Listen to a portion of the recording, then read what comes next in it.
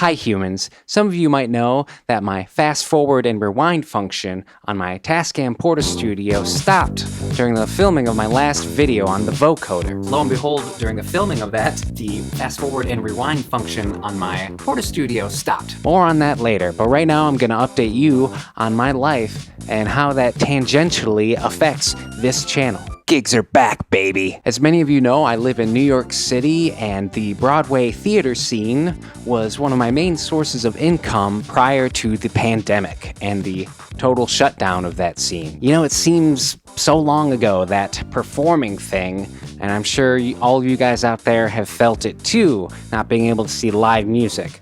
But in the last couple of days, I've been reminded, oh yeah, I'm a bass player, and thankfully, luckily, a lot of gigs are being thrown at me right now. So basically what that means is I've had to spend the last week learning a lot of music. So the production schedule for this channel did hit a road bump this week, hence this video right now. No worries though, I'm sitting on some edits and I have a huge, nearly inexhaustible list of ideas for videos down the road. Now, speaking of, the bread and butter of this video, the topic. What are your favorite types of videos on this channel? I am curious. I see this channel as having three main branches. 1, creative gear reviews, like the vocoder video from last week. 2, creative experiments, like when I brought in the shoebox cassette recorder into the recording studio. And number 3, interviews, collaborations, tours of studios like the one I did recently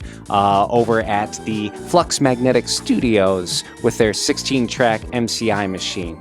Let me know which kinds of videos you like or you'd like to see more of. I'm opening a line of communication here. Y'all have been really good in the comments section. So this channel is at almost 100 uploads and 100,000 views? Didn't think that would happen. I just want to take this opportunity to pause and say thank you directly. I appreciate you. This YouTube channel is one of the most fulfilling activities that I've activated. The fact is that I would be doing this kind of stuff if only 10 people were watching or if nobody was watching. I genuinely enjoy messing with this type of equipment. But I am encouraged by the fact that I get new subscribers every day, and that's not to be taken for granted. So I really just want to say thank you for your interest, for your support, for commenting, liking, and sharing your knowledge. There are many great people in the comments section, a wealth of knowledge, and I love the community that is building here. Stick around to see a couple of minutes of me tinkering on the inside of the TASCAM Porta Two to fix the fast forward and rewind function. Big shout out and thanks to Tetrakan for some good guidance there. Otherwise, go forth, happy recording, and peace. And be good to each other. Okay, this is the TASCAM Porta Two. It's opened up. Some of you might know that I recently made a video and the fast forward and rewind function stopped. That's almost always a belt issue. It's a little surprising because my dad did fix this up before he got it to me, but here's the belt. Luckily, first thing, it definitely was the fast forward rewind belt because here's the old belt. See, the weird worrying thing about this, and maybe someone out there knows why this happened in segments. I see this and I'm like, was something getting caught? Was it getting chopped on something? Or was it the wrong material or the wrong length? I don't know where my dad sourced his belts. And since I'm a dum-dum, I don't want to have, and I don't do much of this. It's not my bag. I don't want 8 million belts around, which is cheaper. I ended up just sourcing the correct sizes. Don't know why I'm struggling now. It's because I know the camera's rolling. There we go. Anyway, that should do her. I'm gonna pause this and we'll see. I'll close everything back up. I didn't take this completely off because I'm lazy and I didn't want to disconnect all those connections. But it's just me here real quick, so I'm gonna put this back. I'm gonna see if it works. So see you in a second.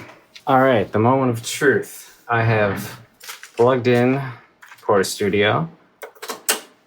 first. It turns on. That's a good sign that I didn't screw up something on the PCB board. So that's good. Put in the cassette I was using. Okay, let's hit go play first. Excellent. Let me turn this. You can see the meters going.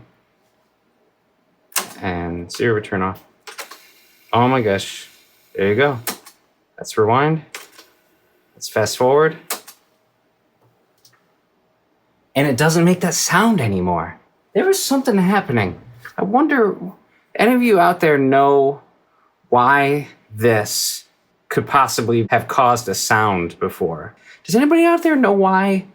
Because this no longer makes a noise that it used to make. It used to be going ta ta ta ta ta ta ta ta ta ta even when I turned it on. And since I'm new to Porta Studios, I always assumed that maybe that was normal, but I kind of, as I got more experience with Porta Studios, the more that time has passed in the last couple of years, I was like, I don't think that's normal. And then the other day, my rewind stopped. And it's like, how would this have caused that sound? So anyone out there, let me know. I'd like to thank Callum Davidson, aka Tetrakan, who's got a great YouTube channel where he fixes these, and he's got a great one where he just opening this up is a daunting task unto itself if you're not used to it. You don't know what you're going to see. You don't know where all the connections are. So his resource is invaluable. Big shout out to Callum and Tetrakan. Anyway, it looks like we're back in business. Pause. Play. Go. Yep. Pause. Sword. Oh yeah, that doesn't work anyway. Anyway. All right. That's it. This was just a short little video. I don't know where I'm going to post it. So have a good day. Peace. And be good to each other. Do you like omnidirectional dynamic microphones as much as I do?